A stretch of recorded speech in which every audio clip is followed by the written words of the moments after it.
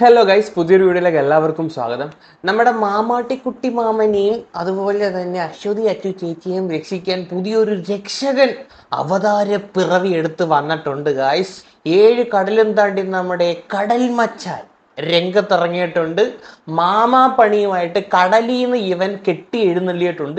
ഇവന്റെ പേരിനകത്ത് മാത്രമേ ഉള്ളൂ കടല്. എല്ലാ ദിവസവും വീടിന്റെ ഫ്രണ്ട് ഇങ്ങനെ കടൽ കാണുന്നില്ല, കടലൊന്നും പോയിട്ടൊന്നുമില്ല.